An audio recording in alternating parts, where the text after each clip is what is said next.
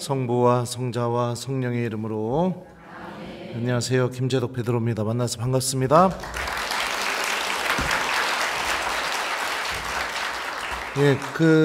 제가 지금부터 말씀드리는 거는 여러분들 겁박지르기 위한 것도 아니고, 그리고 또 여러분들 혼내기 위한 것도 아닙니다. 그냥 성경에 비춰지는 부모의 모습에 대해서 말씀을 드릴 거예요. 그리고 여러분들이 판단하십시오. 내 아이는 죽음을 맞이한 뒤에 하느님 나라에 갈 수 있을지 없을지. 저는 누구 하나를 겨냥해서 이렇게 하고 싶어하는 그런 마음이 없습니다. 이 판관기를 보게 되면 며칠 전에 일독서에도 나왔던 내용입니다. 판관 입타라는 사람이 있습니다. 그 입타의 출신에 대해서 판관기에서 어떻게 얘기하냐면, 힘센 용사가 있었는데 창녀의 아들인 입타였다, 이렇게 언급을 합니다. 그리고 나서 시간이 좀 지난 다음에 이 암몬족들이 쳐들어오게 돼요. 그러니까 이스라엘의 길랏이라는 동네였죠. 그 원로들이 입타에게 찾아와서 이런 제안을 합니다. 우리를 대신하여 우리 군사들을 다 데리고 전쟁에 나가서 승리를 좀 해달라. 그리고 그러면 돌아와서 우리들을 다스려달라. 그러니까 입타가 다시 한번 물어봐요. 장로들한테. 내가 전쟁에 나가서 승리하게 되면 여러분들을 정말로 다스릴 수 있는 것이요. 그래서 원로들이 다시 한번 약속을 해줍니다. 승리하게 되면 다스릴 수 있다고. 그리고 난 뒤에 주님의 영이 입타에게 내리게 됩니다. 판관기에 있는 이 신학적인 관점에서 보게 되면 아무리 형편없는 사람이라 하더라도 주님의 영이 그 사람에게 내리게 되면 그 사람은 이스라엘을 지키기 위해서 전쟁에 나가서 반드시 승리하는 그런 힘을 소유하게 됩니다. 주님의 영이 내렸음에도 불구하고 입타가 어떻게 하느냐? 하느님한테 서원을 합니다. 서원은 반드시 지켜야 될 약속이에요. 취소할 수 없는 약속을 서원이라고 합니다. 그 서원의 내용이 뭐냐면, 제가 암몬 자식들을 전쟁에 나가서 치고 승리하고 돌아오는 길에 저희 집에서 처음으로 나오는 사람은 주님의 것이 될 것입니다. 그 사람을 번제로 바치겠습니다. 이렇게 얘기합니다. 번제로 바치는 건 어떻게 바치냐면, 재물을 칼로 정확하게 반을 잘라서요, 장작 위에다 쌓아놓고 짝을 맞추고 불을 질러서 재가 남을 때까지 다 태우는 게 번제입니다. 그러니까 자기 집에서 처음으로 나오는 사람을 그렇게 제사를 드리겠다는 거예요. 근데 성경 어디를 살펴봐도 하느님이 사람을 제물로 해서 제사를 드리는 것을 원하지 않으셨습니다. 이미 주님의 영이 내렸고 전쟁에서 나가서 승리할 수 있는 자격 요건을 다 갖췄음에도 불구하고 입타는 도대체 뭐가 불안해가지고 이렇게 하느님한테 서원까지 하게 됐을까요? 그것도 하느님이 원하지 않는 서원. 왜 그랬을까요? 창녀의 아들이 이스라엘의 사회에서 어떤 사회적인 지위를 누릴 수 있을까요? 성공할 수 있을까요? 사람들의 앞에서 무엇인가를 존경받고 사회적인 지위가 올라갈 수 있을까요? 출신 자체가 창녀의 아들인데. 그것 때문에 그렇습니다. 그러니까 입타에게는 이 전쟁은 반드시 승리해야 되는 전쟁이에요. 반드시 무슨 일이 있어도 내 인생에 딱 한 번 찾아온 기회입니다. 내가 창녀의 아들이라는 이 출신을 지워버리고 전쟁에 나가서 승리하게 되면 용사가 되고 영웅이 되겠죠. 그리고 원로들이 약속해 줬잖아요. 이스라엘을 다스릴 수 있는 우두머리가 된다는 거. 그러니까 주님의 영이 내렸음에도 불구하고 입타는 불안한 겁니다. 이 전쟁은 반드시 승리해야 되는 거예요. 전쟁에 나가서 승리합니다. 그리고 나서 입타를 마중 나온 그 집에서 처음 나온 사람이 누구였냐면 자신의 딸이었습니다. 딸이요. 이 이야기가 우리에게 어떤 메시지를 줄 수 있을까요? 부모의 과도한 욕심은 자녀를 죽게 만든다. 부모의 과도한 욕심.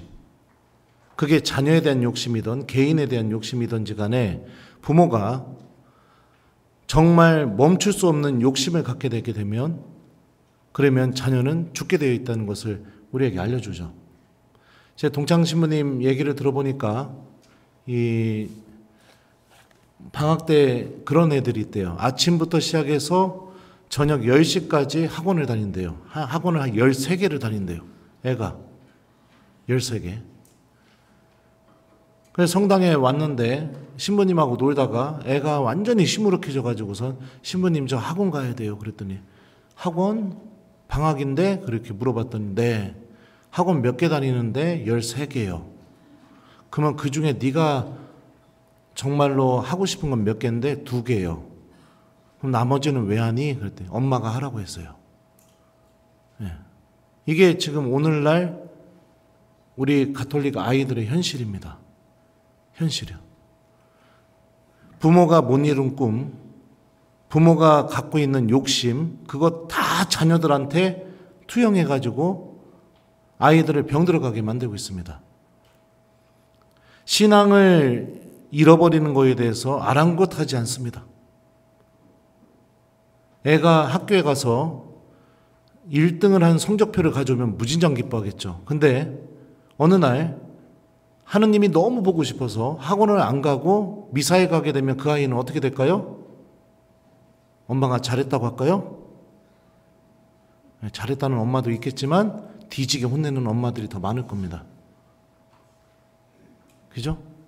세상적인 가치보다, 그러니까 하느님에 대한 이 신앙이 우선이 돼야 되는데 부모가 갖고 있는 내면의 우선순위가 하느님이 아니기 때문에 자녀도 하느님이 아니라는 것을 부모를 통해서 배웁니다.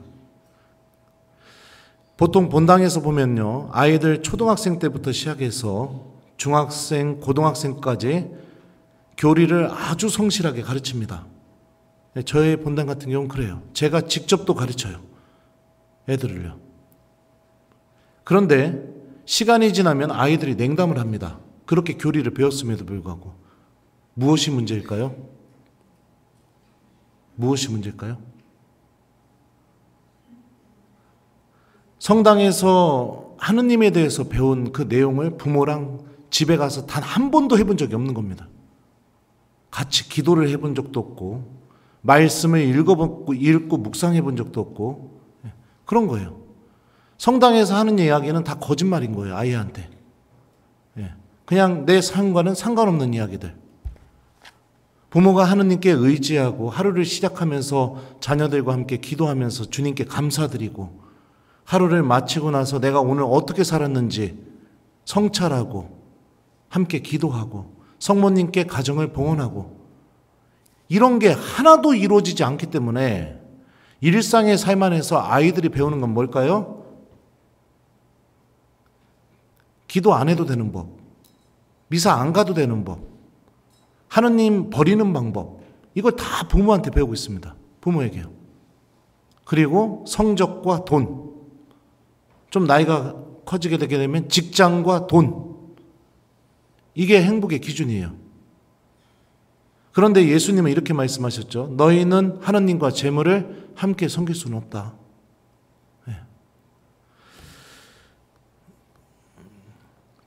파티마의 성모님 발현 메시지를 보게 되면 그 새 목동이 성모님과 대화하는 중에 그 얘기를 해요. 아이들 다 하느님 나라 가게 될 거라고. 그러니까 그 꼬맹이 3명이 물어봐요. 자기 동네에 있던 친하게 지냈던 어떤 여자아이를 물어봅니다. 그 여자아이가 제가 지금 정확히 기억 안 나는데 12살인가 14살이었어요. 성모님한테 물어봐요. 그 언니는 어떻게 되나요? 이렇게 물어봤더니 성모님이 뭐라고 하셨을까요? 세상 끝날 때까지 연옥에 있을 것이다. 이게 제 얘기가 아니라 파티마 성모님의 메시지인 거예요. 그 초등학교 고학년에서 중학교 정도 되는 아이가 무슨 죄를 저질렀길래 세상 끝날 때까지 연옥에 있을 거라고 성모님이 그렇게 말씀하십니다. 신앙을 통해서 부모가 영원한 생명을 바라보고 하나님 나라를 준비하는 사람이 되어야 되는데 그게 아닌 거예요. 신앙은. 우리가 세례를 받을 때 신부님 앞에서 질문을 받죠. 여러분은 하나님의 교회에서 무엇을 청합니까? 신앙을 청합니다. 신앙이 여러분에게 무엇을 줍니까?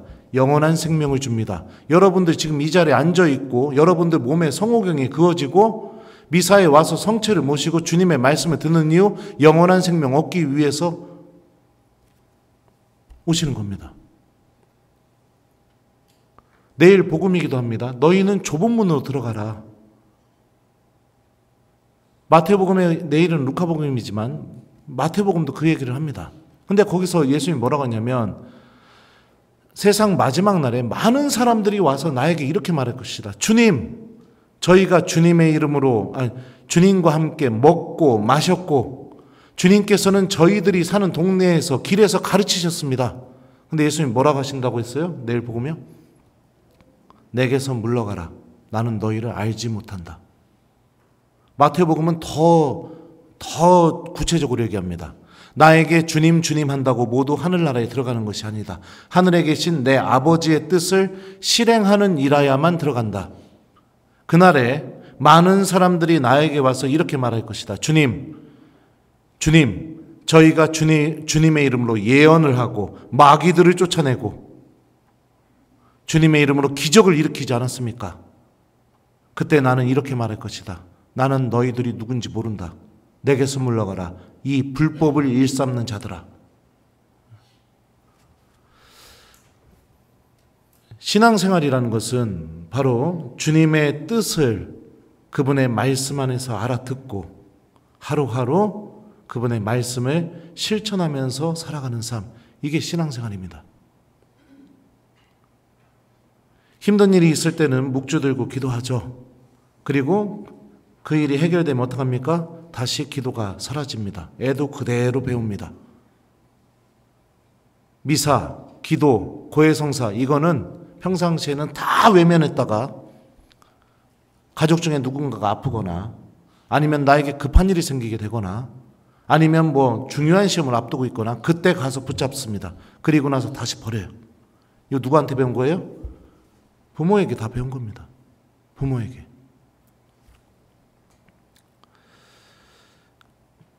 마카베오 학원을 보게 되면 7 형제를 둔 엄마가 나옵니다. 7 형제를 둔 엄마요. 박해 중이었습니다. 그 박해 내용은 뭐였냐면 돼지고기를 먹으라는 요구였어요. 그 이스라엘 사회 안에서 돼지는 부정한 동물을 상징합니다. 근데 어느 정도로 부정하냐면 이스라엘 사람들에게는 아주 그거에 조금이라도 닿게 되면 내가 더러워졌다고 느껴질 정도로 그 정도로 부정한 동물을 상징하죠. 엄마가 7 형제한테 그렇게 말합니다. 나는 너희들이 내 뱃속에서 어떻게 생겼는지 모른다. 너희들의 손과 발을 만들어주신 분도 내가 아니고 너희들에게 숨을 넣어주신 분도 내가 아니다. 아들아, 눈을 들어서 하느님을 바라보고 하느님께서 마련하신 영원한 생명을 바라봐라. 너는 분명히 지금 죽게 되겠지만 다시 부활하게 될 것이다. 그러니 저 박해자를 두려워하지 말고 가서 순교하여라. 이럽니다. 순교하래요, 엄마가. 세상적인 가치를 보게 되면 이 엄마의 태도는 절대 이해할 수가 없는 행동이죠. 근데 신앙의 관점에서 보게 되면 이 엄마는 아주 현명한 어머니인 겁니다. 우리들의 삶은 예수님께서 보여주셨던 것처럼 죽음으로 끝나는 것이 아니라 죽음 이후에 부활해서 하느님과 함께하는 영원한 생명이 있으니까요. 잠깐의 삶 안에서 영원한 생명을 잃어버리고 살아가는가? 아니면 그 삶을 통해 하느님 나라를 준비하는가?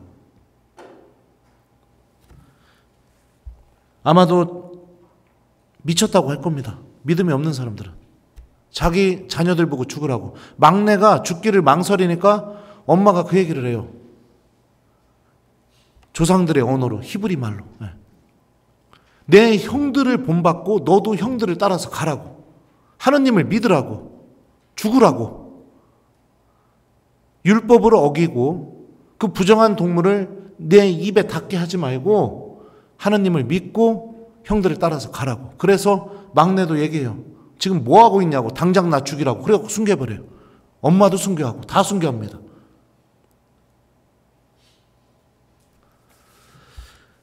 과연 이런 엄마들이 몇 명이나 있을까요? 근데 대학 가려고 하면 어떡하죠? 아이들이 싫다고 해도 흔들어 댑니다. 학원 돌립니다. 쪼아댑니다. 막 못 살게 해요. 막 하기 싫은 거 억지로 하게 만들어요. 막 어떻게 해서든지 엄마가 정한 기준. 그래서 대학 가면 어떻게 해요? 남들한테 자랑합니다. 어디 갔다고. 아이가 병 들어가고 하느님 잃어버리고 그런 거는 전혀 생각 안 합니다. 눈에 보이지가 않는 거죠. 신앙인들도 그렇습니다. 수능 100일 전이 되게 되면 전국에 있는 모든 성당에서 기적이 일어나게 됩니다. 미사도 안 나왔던 엄마들이 묵주 들고 성당에 와요. 이 기적을 도대체 어떻게 설명할 겁니까? 그리고서 매일 기도하면서 미사 나오고 막 하느님께 매달립니다. 막. 그리고 와서 수능 딱 끝나면 어떻게 될까요? 다 사라집니다. 이 어마어마한 기적이에요. 어마어마한 기적. 그리고 또 놀라운 건 뭔지 아세요? 수능 전날 그 한 번도 얼굴도 못 본 애들이 와가지고 안수 달라고 해요. 안수 달라고 해요. 그런데 생각하는 건 다 자기 입장에서만 생각해요. 그럼에도 불구하고 오지 않았습니까, 신부님? 사제는 그러면은 그것만 바라봐야 되나요? 그럼에도 불구하고 왔다는 거? 이 아이가 영혼을 바라보고 하느님 나라를 바라볼 수 있어야겠죠. 근데 저는 뭐라고 안 해요. 그냥 안수해 줍니다. 근데 안타까울 뿐이죠. 제 속마음은 솔직하게. 부모의 이 과도한 욕심, 그리고 믿음을 갖고 있는 어머니. 성경은 이런 어머니들을 다양하게 우리에게 보여줍니다. 신약 성경에 보게 되면 즈카리아와 엘리사벳 부부가 나옵니다. 가브리엘 천사가 즈카리아에게 찾아가서 엘리사벳이 임신을 하게 될 것이라고 이렇게 알립니다. 그러자 즈카리아가 어떻게 하죠? 받아들이지 못합니다. 믿지를 못해요. 그리고 나서 하느님께서 가브리엘 천사를 통해서 즈카리아를 어떻게 하느냐? 벙어리가 되게 만듭니다. 몇 달 동안 벙어리 되게 만들었을까요? 임신해서 낳으려면 몇 달 걸려요? 10달 동안 아버지가 벙어리가 된 거예요. 그리고 엘리사벳은 루카복음 1장 후반부에 보면 이렇게 표현이 되어 있습니다. 사람들 사이에서 숨어 지내며 이렇게 말하였다. 이렇게 엘리사벳에 대해서 묘사해요. 6개월 동안 사람들의 시선에서 벗어나서 오로지 하느님의 시선 안에 머무는 시간에 어머니를 초대합니다. 하느님께서 마련하신 10개월 동안의 거룩한 침묵, 아버지를요. 엄마는 사람들 사이에서 벗어나서 사람들의 시선에서 벗어나서 오로지 하느님의 눈동자 안에 머무는 6개월의 시간, 이 시간을 거치고 난 뒤에 세례자 요한의 할례식 때 어마어마한 일이 벌어지게 됩니다. 사회적인 통념, 사람들의 전통에 따라서 세례자 요한을 즈카리아라고 이름을 붙이려고 해요. 그런데 두 부부는 어떻게 하느냐? 요한이라고 해야 된다고 얘기합니다. 끝까지요. 무엇이 생기게 된 걸까요? 하느님 말씀에 대한 믿음, 하느님 나라를 바라볼 줄 아는 믿음, 사회적인 통념, 사람들의 전통을 따라가는 게 아니라, 사람들이 쫓는 것을 다 쫓는 것이 아니라 그것과 역행되는 하느님께서 원하시는 길로 걸어나가는 방법, 그 길, 그거를 선택합니다. 애 이름 하나 지어주는 게 뭐 사회적인 통념하고 달랐다고 할지 모르겠지만 이거는 엄청난 사건이 벌어지게 된 거죠. 엄청난 사건인 겁니다. 그러자 스가랴의 입은 풀려서 하느님을 찬미하게 되고요. 그리고 난 뒤에 루카복음서 저자는 세례자 요한에 대해서 이렇게 표현합니다.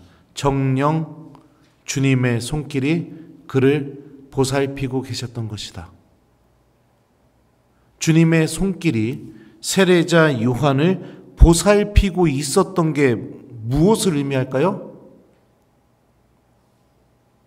부모가 믿음을 갖는 것, 부모가 사회적인 통념과 사람들의 전통을 쫓는 것이 아니라 하느님의 뜻에 순종하고 하느님께서 원하시는 길로 걸어 나가는 것, 부모가 그런 사람이 되게 되고 아이의 이름이 요한이라고 붙여지게 되자 복음서 저자가 정녕 주님의 손길이 그를 보살피고 계셨던 것이다, 이렇게 얘기해요.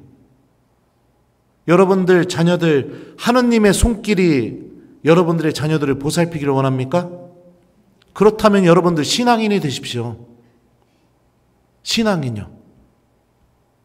하느님 말씀에 대한 믿음을 간직하고 눈을 들어서 하느님 나라를 바라보고 나에게 주님 주님 하는 신앙인이 아니라 하늘에 계신 내 아버지의 뜻을 실행하는 그 사람이 돼야겠죠.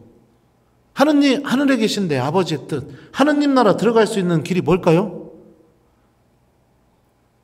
첫 번째, 마태복음 25장에 보게 되면 우리가 하느님 나라에 들어가기 전에 최후의 심판이 존재한다는 것을 복음서 저자가 알려줍니다. 그때 심판의 기준이 뭐냐면 너희는 내가 굶주렸을 때 먹을 것을 주었고 내가 목말랐을 때 마실 것을 주었으며 내가 나그네였을 때 입을 것을 주었다. 내가 감옥에 갇혔을 때 나를 찾아왔었고, 그러면서 쭉 의인들이 얘기합니다. 주님께서 언제 감옥에 갇혔고 언제 굶주리셨고 언제 목마르셨고 언제 헐벗으셨냐고. 그러니까 임금이 얘기하죠. 내 형제들 가운데 가장 작은 이에게 준 게 바로 나에게 준 것이다. 복음의 가치를 들고 내가 나눌 줄 아는 사람이 돼야겠죠. 자선을 베풀 줄 아는 사람. 아이에게도 가르쳐야겠죠. 세상은 모으고 쌓아두고 내가 원하는 거 모아놨다가 내가 원하는 것만 다 사고 이러고 사는 게 아니라는 것을 가르쳐야죠. 아이에게. 베풀고 나누고 그게 더 행복하다는 거 가르쳐야죠. 내 아이도 천국 가려면요. 또 어떻게 해야 천국 갈 수 있을까요? 예수님께서 제자들에게 세종례 때 세 계명을 주셨죠. 내가 너희를 사랑한 것처럼 너희도 서로 사랑해야 된다. 사랑을 실천하는 거. 예수님께서 사랑하신 그 사랑이 뭘까요? 제자들의 발을 닦아준 사랑. 이웃의 가장 더러운 부분을 내 말과 행동으로 닦아줄 수 있는 사랑. 이웃의 가장 더러운 부분이 내 흥미거리, 재미거리, 떠드는 재료, 이게 아니라 내 말과 행동으로 닦아주고 용서해주고 화해해줄 수 있는 그런 행동을 하는 거. 그게 복음적인 가치죠. 또 어떻게 해야 될까요? 네? 복음에 다 나와 있는데. 하느님 말씀을 실천하면서 살아야겠죠. 그리고 기도가 우리들의 일상 안에 가장 중요한 시간이 되어야 되겠고요. 그렇게 돼야겠죠. 천국에 대해서 한번 생각해 보세요. 천국 어떤 곳일까요? 행복한 곳? 좋은 곳? 네? 아니면 기쁜 곳? 제가 우리 주일학교 아이들 천국 가르칠 때 이렇게 가르칩니다. 얘들아, 천국은 말이다. 영원히 묵주기도 하는 곳이다. 영원히 십자가 얘기하는 곳. 영원히 성체조배하는 곳. 영원히 하느님 말씀 듣는 곳. 영원히 교리 배우는 곳. 영원히 미사 드리는 곳. 그곳이 천국이다. 자, 나는 죽어서 천국 가는 게 좀 불편할 것 같다. 손 들어봐. 했더니 애들이 어떻게 하는지 알아요? 다 들었어요. 가기 싫다고. 네. 근데 생각해 보세요. 미사, 기도, 성체조배, 하느님 말씀, 이거 공통점이 뭐예요? 십자가의 길. 하느님과 함께 하는 시간. 그죠? 테살로니가 1서를 보게 되면 천국에 대해서 바오로 사도가 이렇게 말합니다. 이렇게 하여 우리는 늘 주님과 함께 있을 것입니다. 영원히 주님과 함께 있는 상태, 그 상태가 천국이죠. 근데 나는 삶을 살면서 기도하는 게 짜증났어요. 미사 가는 거 그렇게 큰 의미를 두지 않았어요. 무슨 일만 생기면 미사 그냥 외면했습니다. 핑계만 있으면. 누가 예를 들어서 뭐 본당 신부님하고 성지순례 가게 되는데 본당에서요. 그럼 버스 타자마자 뭐 할까요? 예? 막 맥주 까고 소주 까고 그러나요? 아니죠? 제일 먼저 뭐 하죠? 버스 타면? 묵주기도부터 하죠. 근데 나는 그럴 때마다 묵주기도 시작할 때 눈 감아버렸어요. 그냥 기도하기 싫어가지고. 그냥 누가 뭐 예를 들어서 가정에서 뭐 예를 들면 그렇죠. 뭐 배우자가 여보 오늘 우리 가족끼리 오래간만에 한번 기도해요. 그랬더니 기도 같은 소리 하고 앉아있네. 당신이나요. 아유 짜증나게 그냥. 내가 항상 이랬어요. 내가 이런 사람이었어요. 그러면은 하느님 나라 바라보는 순간 어떤 마음이 들까요? 짜증나겠죠. 내 배우자한테 막 화냈던 것처럼 천국문 앞에서 화내겠죠. 들어가기 싫어서 환장할 것 같아서. 하느님과 함께하는 걸 한 번도 중요하게 여겨본 적이 없는데 어찌 그 사람이 하느님 나라가 행복한 곳이 될 수 있겠습니까? 나의 우선순위는 돈, 내 취미, 흥미, 재미, 세상적인 것들, 그게 나의 우선순위였는데 복음이 내 발걸음을 한 번이라도 멈추게 한 적이 없는데 복음이 내 주머니에서 돈이 나오게 해본 적이 없는데 복음이 나를 무릎 꿇어서 내가 자존심 굽히고 먼저 용서를 청하고 화해를 해본 적이 없는데 특히 배우자 간에 복음이 나의 선택에 대한 가치 판단에 한 번도 작용해 본 적이 없는데 어찌 하느님 나라가 기쁘겠어요? 지옥이 편하겠죠. 지옥이요. 지옥은 어떤 곳일까요? 하느님과 아무 상관없는 상태. 영원히. 주일 미사 끝나고 나서 다음 주 주일 미사까지 내 삶 안에 기도가 없었는데 하느님 말씀도 궁금해한 적도 없었는데 그런 부모 밑에서 자라는 아이는 어떻게 될까요? 똑같이 되겠죠. 똑같이. 스가랴와 엘리사벳이 믿음을 되찾게 되고 그리고 나서 루카복음서 저자는 정령 주님의 손길이 세례자 요한을 보살피고 계셨던 것이다. 이렇게 얘기합니다. 그리고 나서 세례자 요한은 어떤 사람이 됐을까요? 광야에서 지냅니다. 광야에서. 예수님을 맞이하기 위해서. 이거 누구한테 배운 걸까요? 광야 어떤 곳이에요? 떠들 수 있어요? 막 사람들하고 막 농담하고 막 이렇게 할 수 있어요? 아니에요. 침묵을 지킬 수밖에 없는 장소가 광야입니다. 사람들의 시선에서 벗어나서 하느님께서 마련해 주신 하느님의 눈동자 안에 들어가는 곳이 광야입니다. 이거 누구한테 배웠을까요? 부모한테 배운 거죠. 부모가 그 방법을 통해서 믿음을 찾았으니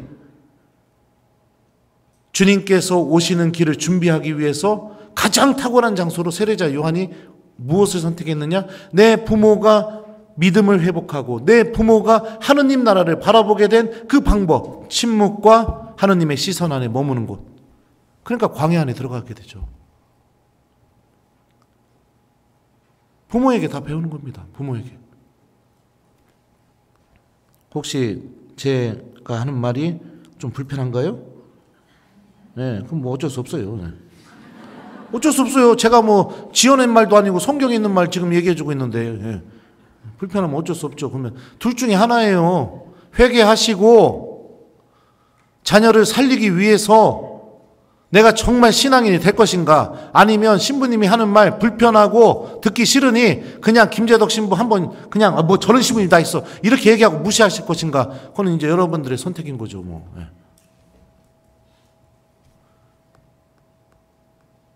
요즘은 가정에서 기도 한 번 하는 게 기적과 같아요.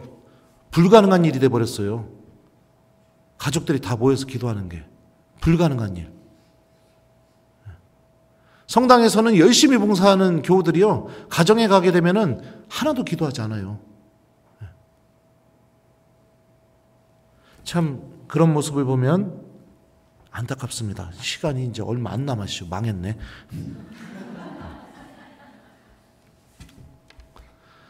예, 아니에요. 예수님의 아버지 한번 볼까요? 예수님도 순교자죠. 세례자 요한도 순교자고요. 7 형제를 둔 어머니도 순교자였고 그 아들들도 순교자였죠. 지금 순교자들의 성경에 나오는 엄마, 아빠에 대해서 지금 얘기해주고 있는 겁니다. 결혼을 앞두고 있었는데 성모님께서 임신을 해버렸습니다. 이것만큼 환장한 일이 어디 있을까요? 내가 결혼을 앞두고 있는데 나랑 결혼할 여자가 임신을 해버렸어요. 나는 아니에요. 이것만큼 환장할 일이 어디 있어요? 요셉 성인한테는 선택지가 있었습니다. 그게 뭐냐? 사람들에게 알려서 율법에서 정한 대로 돌 던져서 성모님 죽게 만드는 거. 근데 마태복음에서는 어떻게 했느냐? 마리아의 남편 요셉은 의로운 사람이었고 마리아의 일을 세상에 드러내고 싶지 않았으므로 남모르게 마리아와 파혼하기로 작정하였다. 이렇게 얘기합니다. 그러니까 성모님이 그 임신시킨 남자랑 결혼해서 행복하게 살 수 있도록 요셉 성인은 성모님에 대한 마지막까지 최고의 사랑을 보여준 거예요. 네. 그리고 이 결정은 요셉 성인 입장에서는 정말로 성모님에 대한 사랑에서 내린 결정이고 그리고 자기가 볼 때는 가장 옳은 판단이라고 생각한 결정입니다. 근데 꿈속에서 주님의 천사가 나타납니다. 그러면서 뭐라고 말하느냐? 다윗의 자손 요셉아, 두려워하지 말고 마리아를 아내로 맞아들여라. 그 몸에 잉태된 아기는 성령으로 말미암은 것이다. 마리아가 아들을 낳으리니 그 이름을 예수라고 하여라. 그분께서 당신 백성을 죄에서 구원하실 것이다. 꿈속에서 하느님의 뜻을 듣게 돼요. 그렇게 되자 요셉 성인은 어떻게 했느냐? 잠에서 깨어난 요셉은 주님의 천사가 명령한 대로 아내를 맞아들였다. 이렇게 합니다. 내가 마리아에 대한 사랑에서 내린 결정, 내 입장에서는 가장 옳은 판단. 근데 그 판단이 내가 사랑과 그 다음에 나의 경험과 지식에서 옳게 내린 판단이라 할지라도 항상 그 판단이 하느님의 뜻과 일치한다는 것은 아닌 거거든요. 하느님의 뜻과는 반대될 수도 있는 거거든요. 내 입장에서는 사랑을 담아서 선택한 것이고 내가 그동안 살아온 경험을 통해서 옳다고 생각해서 내린 결정이 언제나 하느님 뜻과 일치한다는 것은 아닌 겁니다. 근데 요셉 성인은 어떻게 했느냐? 내가 그렇게 옳다고 내린 결정이 하느님 뜻과 같지 않음을 알게 되자 내 뜻을 버려버리고 하느님의 뜻을 선택합니다. 그리고 또 한 가지 생각할 수 있는 게 꿈속에서 하느님의 뜻을 알아들어요. 꿈속에서. 여러분들 어떤 것에 대해서 열렬히 내가 고민하거나 아니면 열렬히 막 무엇인가를 바라게 되면 그 고민하는 내용이 아니면은 내가 너무너무 바라는 내용이 꿈에서까지 펼쳐지는 경우들이 있습니다. 저는 그 로마에서 공부하게 될 때 마지막 그 히브리어 시험 때 그 시험을 통과해야 학교를 입학할 수 있어요. 1년 동안 막 매주 시험 봐갖고 학생들 다 잘라내고 이제 마지막 최종 시험. 그 시험 전날 잠을 잤는데 꿈속에서 시험 문제지가 보이는 거예요. 그러더니 문제가 막 다 눈에 보이는 겁니다. 꿈속에서. 그래가지고선 아침에 일어나자마자 어휴 이게 웬일이래? 그리고선 종이에다가 다 적어놨어요. 그 문제를. 네. 너무나 생생하게 생각나서. 그리고 와서 시험 봤는데 한 문제도 안 나왔습니다. 네. 근데 뭔가에 대해서 고민하기 시작하게 되면 꿈속에서까지 이렇게 연결이 된다는 거예요. 요셉은 꿈속에서 하느님의 뜻을 알아들었죠. 그러면은 마리아가 결혼 전에 임신한 것에 대한 하느님의 뜻이 무엇일까 얼마나 고민을 했겠습니까? 내 뜻보다 하느님의 뜻에 순종할 줄 아는 아버지. 그래서 예수님께서는 겟세마니에서 이렇게 기도하십니다. 아버지, 이 잔을 저에게서 거두어 주십시오. 하지만 제 뜻이 아니라 아버지의 뜻대로 하십시오. 누구한테 배웠을까요? 요셉 성인한테 배운 거죠. 내 뜻이 아니라 하느님 아버지의 뜻을 선택하는 거. 그게 너무나 아프더라도, 그게 내 삶을 다 뒤집어 놓는다 하더라도 하느님의 뜻이 이루어지는데 순종하는 거. 이게 아버지한테 배운 겁니다. 성모님 입장에서도 참 그랬을 것 같아요. 가브리엘 천사가 나타나서 결혼을 앞두고 있는데 임신하래요. 그런데도 성모님은 어떻게 하셨느냐? 보십시오. 저는 주님의 종입니다. 말씀하신 대로 저에게 이루어지길 바랍니다. 이러면서 하느님의 말씀이 이루어지기를 바라는 믿음을 소유하셨습니다. 그리고 그 말씀이 이루어지게 되는데 내가 너무나 비천하게 된다 하더라도, 내가 사람들의 손가락질의 대상이 된다 하더라도 성모님은 그 뜻에 순종하셨죠. 말씀이 이루어지기를 바라는 그 믿음. 요한복음 18장부터 20장까지 예수님의 19장까지죠. 18장 19장 예수님의 순환기가 나옵니다. 그 순환기를 읽어보시게 되면 반복되는 표현이 있습니다. 예수님이 어떤 행동을 할 때마다. 그게 무엇이냐? 왜 그런 행동을 하셨느냐? 그거에 대한 해석이에요. 요한복음서 저자가. 성경 말씀이 이루어지려고 그리 된 것이다.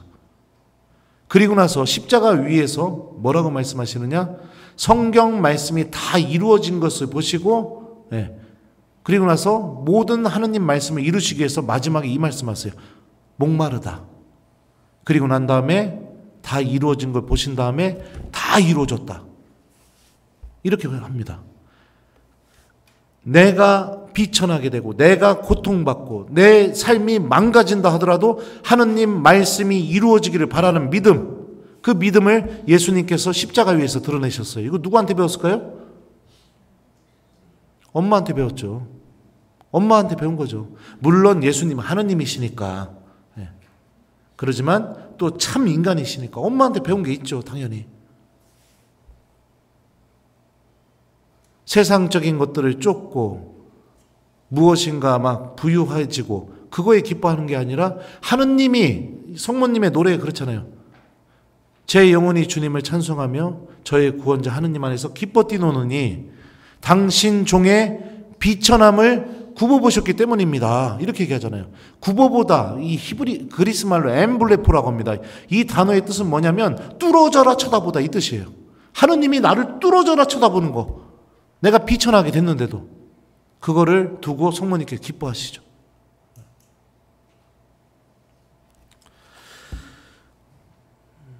또 성모님께서는 당신이 임신하고 정말로 어려운 상황에서 왜 그랬을까요? 여러분들 생각해봐요. 그 나자렛 동네에서 성모님 부풀어 온 배를 갖고 동네를 돌아다니면 사람들이 어떻게 할까요? 성모님 배 쳐다보면서 1번 주님 찬미 받으소서 이랬을 것 같다. 2번 성모님 지나가자마자 자기들끼리 뭐 저거 봐 결혼 전에 저거 임신했대 이러면서 험담했을 것 같다. 몇 번이에요? 네.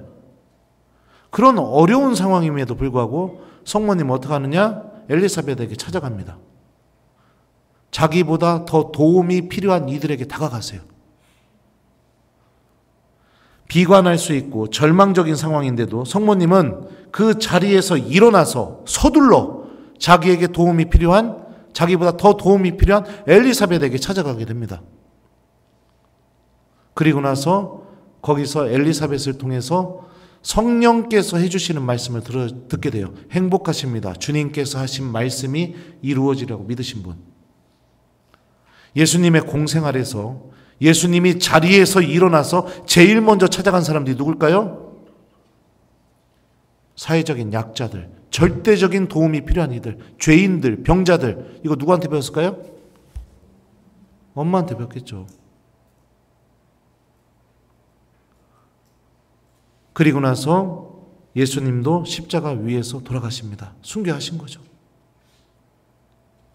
그리고 하느님께서는 그 선택이 무의미하지 않다는 것을 부활을 통해서 보여주셨습니다.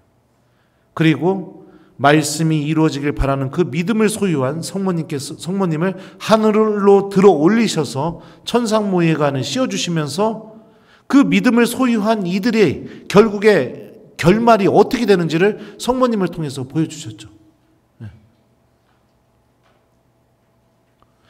여러분들은 자녀들에게 무엇을 가르치는 아버지십니까? 또 무엇을 가르치는 어머니입니까? 여러분들은 자녀에게 무엇을 소중한 것으로 여기고 그것을 가지라고 말하는 아버지고 어머니입니까? 물어보는 거예요, 제가 그냥. 생각해 보시라고요. 이게 수사학 중에 제가 수사학을 공부했거든요. 이 질문 던지는 게 굉장히 중요해요. 여러분들은 자녀의 어떤 모습을 기뻐하는 아버지입니까? 어떤 모습을 기뻐하는 어머니입니까? 언제 내 자녀와 함께 십자고상 앞에 앉아서 묵주 들고 기도해 보셨습니까? 언제? 10년 전? 20년 전? 30년 전? 기억도 안 나십니까? 아니면 아예 같이 기도해 본 적이 없습니까? 그렇다면 만약에 여러분들의 자녀가 냉담하고 있다면 그건 당연한 결과입니다. 당연한 결과죠. 기적이 일어날까요? 죽기 전에 내 자녀가 돌아올까요? 하느님께로? 글쎄요. 그건 아무도 보장 못하죠. 제 동창 신부님이 성모백원 원목 신부를 할 때였어요. 밤에 이제 방 환기 좀, 사제가 환기 좀 시키려고 창문을 열면은 욕하고 싸우는 소리가 밤새 들린답니다. 어디서 들리느냐? 장례식장에서. 형제들끼리 땅 놓고 건물 놓고. 그래서 동창 신부님이 그 얘기를 하는 거야. 부모님 돌아가셨는데 자식들이 뭐 하는 건지 모르겠다고죠. 네. 왜 그럴까요? 부모에게 돈이 중요하고 욕심 부리고 그게 중요하다고 다 배웠으니까. 나눠주는 걸 배워본 적이 없으니까. 양보하는 걸 배워본 적이 없으니까. 최고가 돼야 되고 드러나야 되고 박수 받아야 되고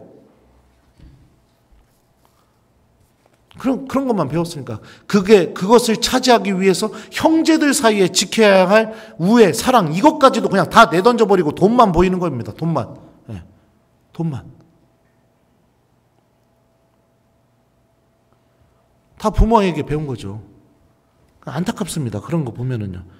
그런 관점에서 보면 저는 장가 안 가길 참 잘했다. 네. 이런 생각이 듭니다. 장가 안 가길 참 잘했다. 저희 어머니 얘기 좀 해드릴게요. 저희 엄마는 국민학교 중퇴하셨어요. 한글을 잘 모르십니다. 그래서 저 어렸을 때부터 관공서에 갈 때 저를 데리고 다니셨어요. 왜냐하면 저 국민학교 때 제가 글을 읽을 수 있으니까. 그래서 읽으라고 큰 소리로. 그 읽으면은 엄마가 듣고 직원한테 물어보고 뭐 도장 찍고 뭐 이런 거를 하셨었습니다. 어렸을 때는 참 다른 엄마들이 부러웠어요. 친구들이요. 왜냐하면 학교 가면 엄마가 숙제 도와줬다고 얘기했으니까. 제 엄마는 지금까지 단 한 번도 제 숙제를 도와준 적이 없습니다. 도와주고 싶어도 도와줄 수가 없어요. 못 배우셨으니까. 못 배우셨으니까. 제가 유학을 떠나는 날 저희 엄마가 저한테 편지를 한 통 써줬어요. 제 엄마 편지의 특징은 뭐냐면 모든 문장의 맞춤법이 다 틀리는 게 제 엄마 편지입니다. 제가 해독해서 읽어야 돼요. 제가 좀 읽어드릴게요. 찬미예수님, 사랑하는 내 아들 신부님, 신학교 간 지가 어제 같은데, 신부님이 되신 지도 어제 같은데 벌써 유학을 가라고 합니다. 엄마는 좋으면서도 진정 마음이 아픈 일입니다. 엄마가 잘하지도 못하고 부모 노릇도 못하고 하지만 이 세상에서 하느님만 빼놓고 제일 신부님을 사랑합니다. 한날 하루도 한 시간도 어겨본 일이 없습니다. 사랑하는 신부님, 하느님께서는 그 많은 신부님들 중에서 우리 김재덕 신부님을 사랑하셔서 석사와 박사를 따라고 하느님께 부르심을 받았습니다. 얼마나 소중하고 또한 귀한 일입니까? 내 아들 신부님, 오늘 아침을 먹고 나면 신부님과 헤어져서 신부님은 공부를 해야 하고 엄마는 집에서 하느님께 기도하면서 아버지 돌봐주고, 저희 아버지가 이때 당시에 뇌출혈로 쓰러졌었거든요. 제필이도 돌봐주면서, 제필이는 제 동생이에요. 신부님이 하루빨리 하느님 소명을 마치고 돌아오시도록 기도하겠습니다. 이제는 자신과 싸워야만 하는데 하느님께서 돌봐주실 것입니다. 엄마는 신부님을 믿고 꼭 해낼 것이라고 믿고 다음 만날 때는 기쁜 마음으로 만나게 될 것이라고 생각합니다. 신부님, 돈도 걱정 말고 집의 일도 걱정 말고 오로지 건강과 공부에서 모든 사랑과 하느님께 기쁨을 주리라고 믿습니다.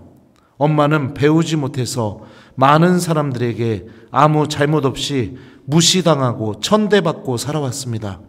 그러나 하느님께서는 엄마를 사랑하셔서 이렇게 훌륭한 신부님을 통해 엄마가 항상 유한이 되고 힘이 됩니다.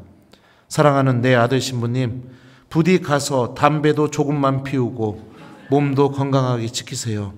할 말은 많은데 시간이 없어 이만 줄이겠습니다. 사랑하고 항상 같이 있고 싶은 마음이지만 큰일을 하러 가니 엄마는 좋습니다. 하느님께서도 좋아하실 것입니다. 가서 전화 주세요. 2010년 1월 29일 아침 5시에 엄마가. 네. 감사합니다.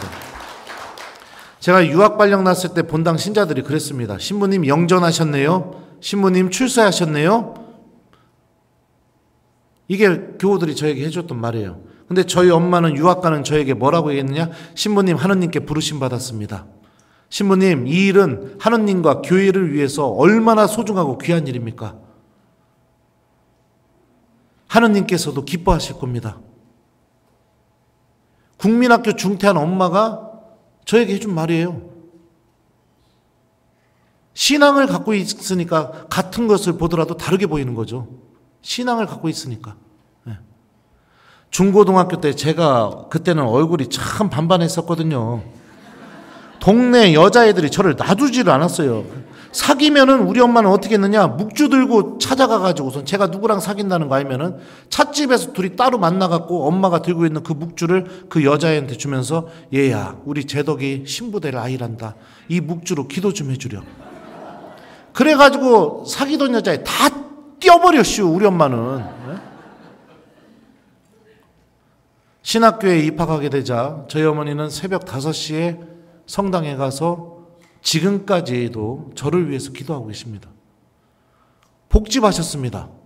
식당 일이 얼마나 힘들고 고됩니까? 근데도 새벽 5시에 일어나서 아들을 위해서 가가지고 성당에서 기도하고, 그리고선 오전에 와서 장사 준비하고 그러고 하셨어요.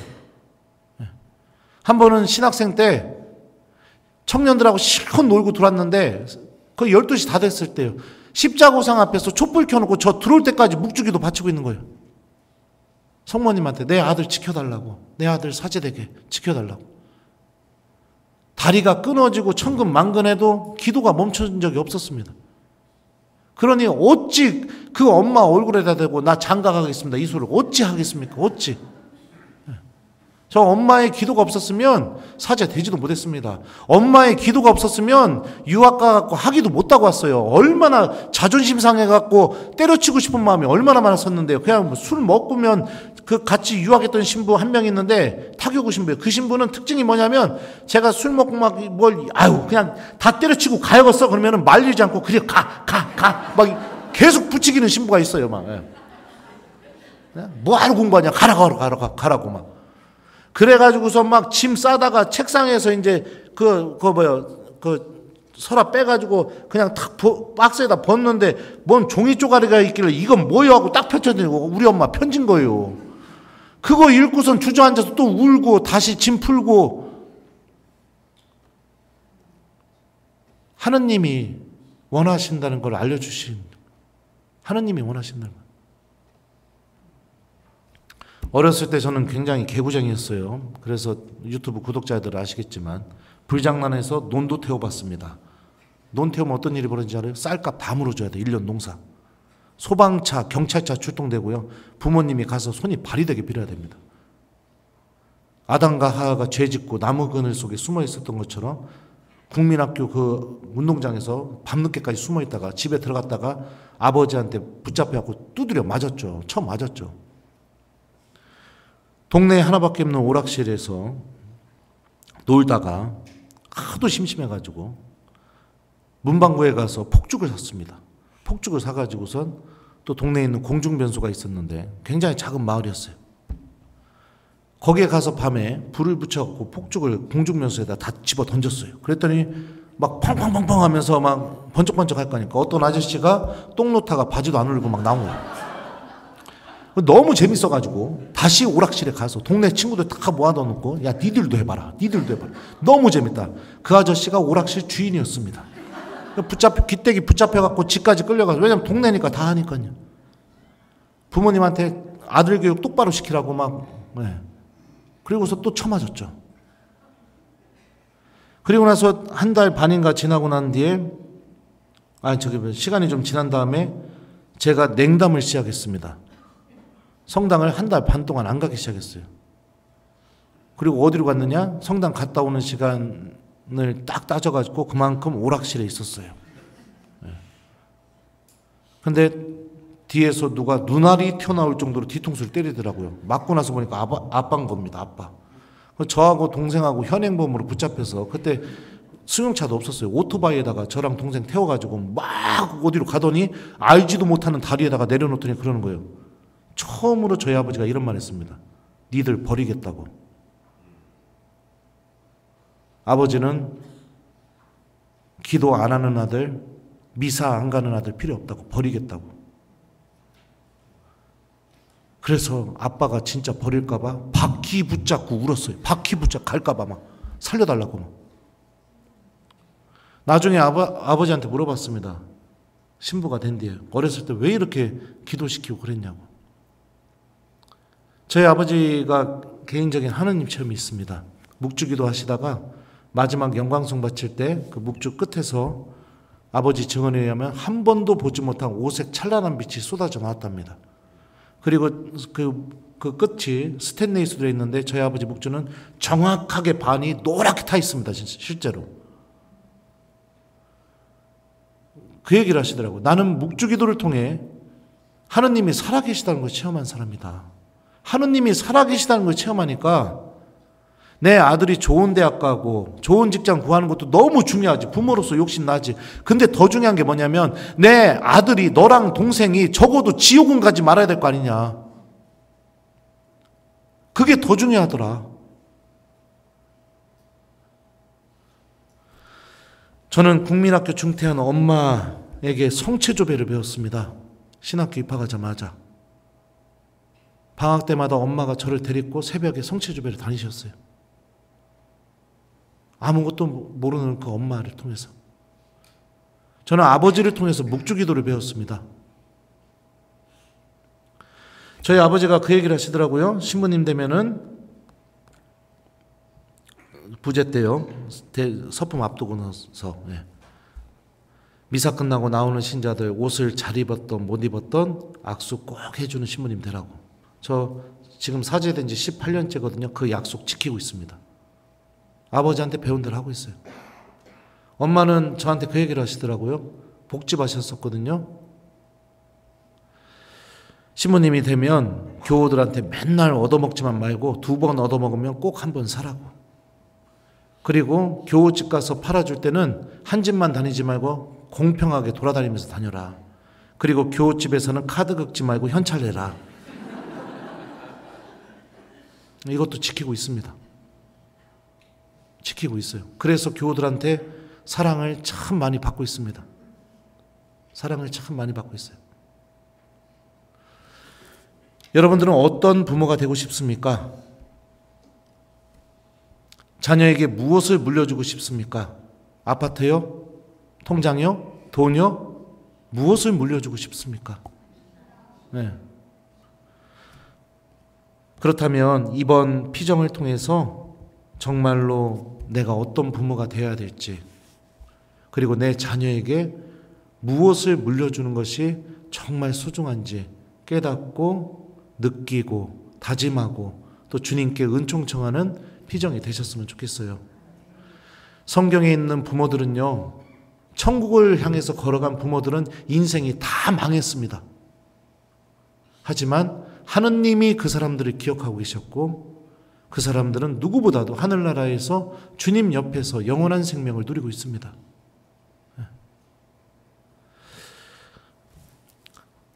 모든 것을 다 막 하느님께 올인해라, 이것도 아닙니다. 적어도 가정 안에서 기도하고 내가 미사를 사랑하고 주님 말씀을 실천하고 신앙의 가치를 소중하게 여기고 그러고는 우리가 살아갈 수 있습니다.